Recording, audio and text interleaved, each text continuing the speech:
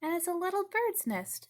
And it was in the middle of all this. Hey guys, welcome to the ranch. Today I'm going to show you about a little surprise I found and a lesson that it taught me during the end of this horrible year that is 2020.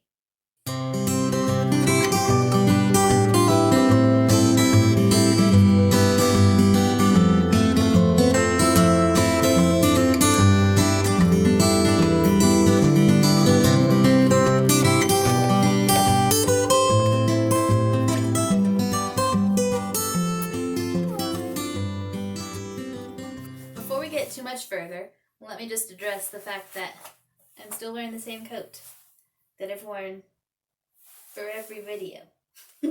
Now, that's because one, it's freezing outside, and two, yeah, okay, I'm filming all this on the same day.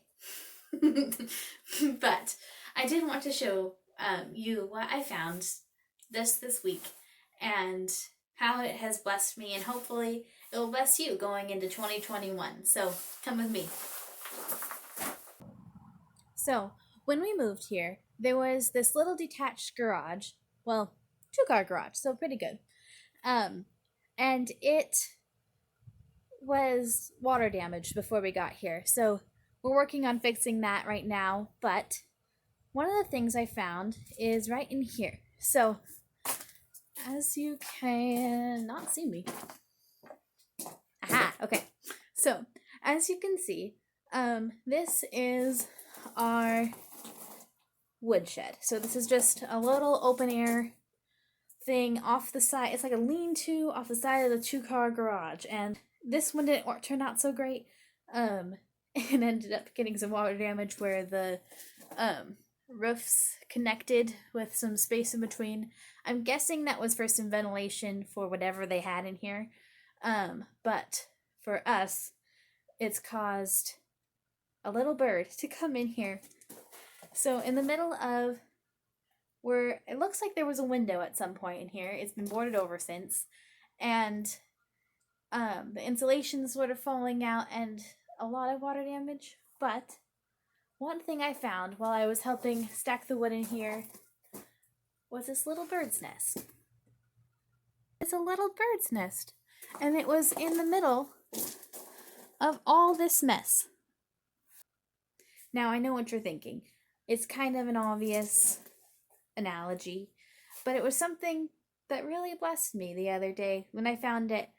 Because bird's nests are so sweet. They're about little animals that have found a place to find shelter in.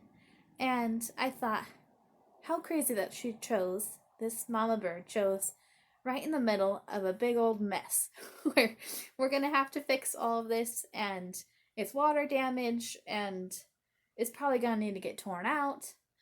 But somehow this mama bird had found that putting her nest in here was still a safe place for her little nest to be. Now, I don't know how long this nest has been here, but I thought it was a really good analogy for 2020. Okay, so I've come back outside so you can see me again, and I want to tell you about what that little nest means to me and what my word of the year was for 2020. Now, before 2020 started, I took a little quiz online, Facebook or something I'd found, and I was like, you know what? Sure, I'll see what the word of the year is for me, because, those gimmicky sites that just want your information. But I was like, okay, I'll do this one. So I did it, and my word for the year it gave me was abide. And I was like, well, that's a good word. Like, everybody was saying, hey, it's a year of vision, 2020, let's do it. It's like, that's just cheesy. Felt like to me. I'm not with a go with the crowd kind of gal. So, abide. That's what I got. And as I was reading my Bible more, and as I was thinking it through a bit more, I was like, yeah, okay, abide. Abide was going to be my word, but I wasn't going to tell anybody. Now, it's still 2020 and I'm telling someone, but get to that part in a minute. So 2020, abide.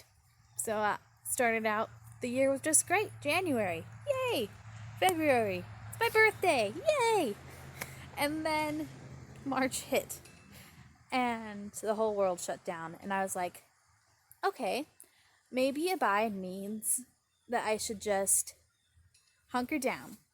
I mean, the whole world was shutting down. So obviously, abide meant just focus on God's word and focus on him in the middle of a crazy situation, which was what I needed to do at that time. But as 2020 kept going, and Washington's regulations never really opened up, and we started getting into April, May, we were still all shutting down and being stuck in the same place for forever. I'm sure many of you can feel, sympathize. That's what I was looking for. Okay. I'm sure many of you can know what I was going through, but I was like, abide, still abide. Okay. Now this is starting to feel like a dumpster fire. But 2020 abide. When 2020 started being even more crazy with murder hornets in Washington, I was like, that's great. Okay. Murder hornets. Never had those before. No. Okay. So, murder hornets in Washington and a pandemic. Okay, this can't get, as you know, it always got worse. Okay. I don't need to go into all of that. Y'all know. And I know that none of these struggles are what some people have gone through, and 2020 has meant the loss of a loved one or the loss of their job.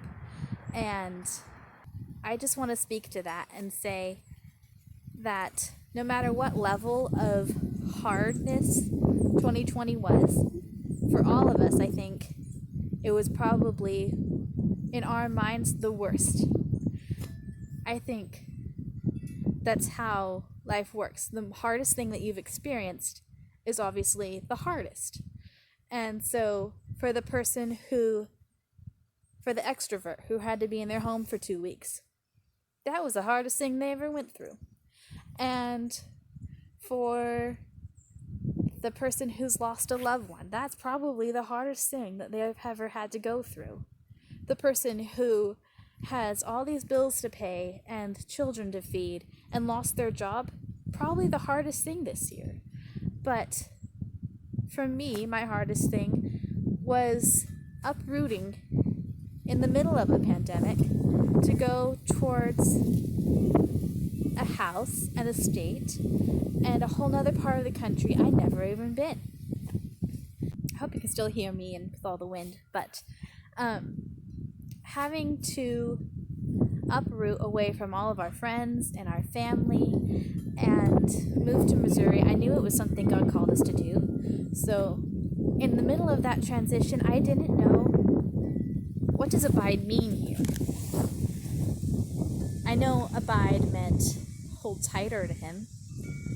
I knew abide meant to meditate on his word, which was getting harder and harder as life got crazier and crazier, and the year kept drawing on, and we were packing everything, and then unpacking, and then renovating, and then having to renovate the new house, and all these things. I was like, how do I abide in the middle of a raging sea? And this bird's nest at the end of December in 2020, I think it's a sweet reminder that even in the midst of a whole bunch of yuck, where the world is gross right now, for lack of a better term, it's gross. 2020 sucked. But we can still choose to build our nest in the middle of a horrible year and just rest in that nest until the next season. Now, really, that's one of the things I can get on board with. 2021's gonna come around, and we all think it's gonna get better, and I sure hope so. I'm a big hoper, for those of you who know me. I'm a big hoper. I hope for lots of things. So I'm hoping that 2021 rounds a corner, people get their jobs back that they lost, and we all move on without the pandemic. The vaccine fixes everything, and the murder hornets are gone. Well, I moved away from them, so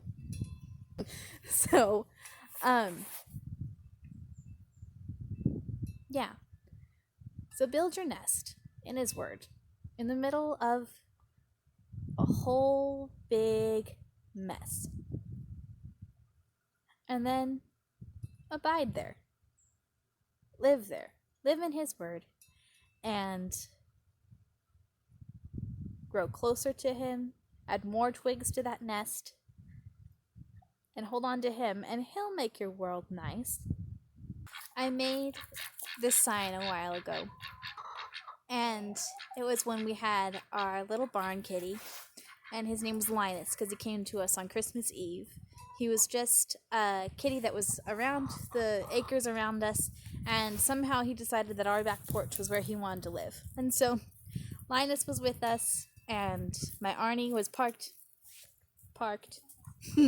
in front of our garage where I stood and took that picture. And it struck me for the first time the meaning of this verse. Take delight in the Lord, and He'll give you the desires of your heart. And I realized that when we're following Him, when we're abiding in Him, our desires are what His plan is for us.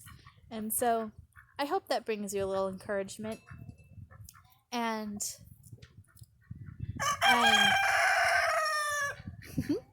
I pray that 2021 is a new start for a lot of us, and that there are new joys to be found.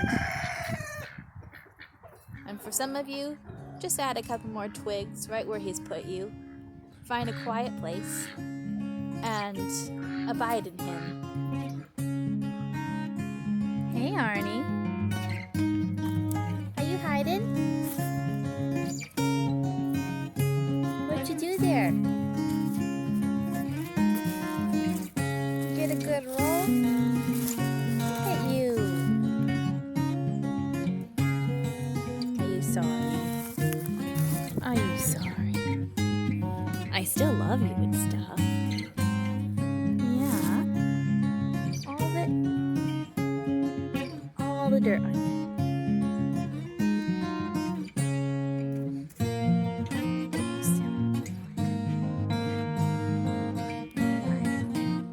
Still love you and stuff.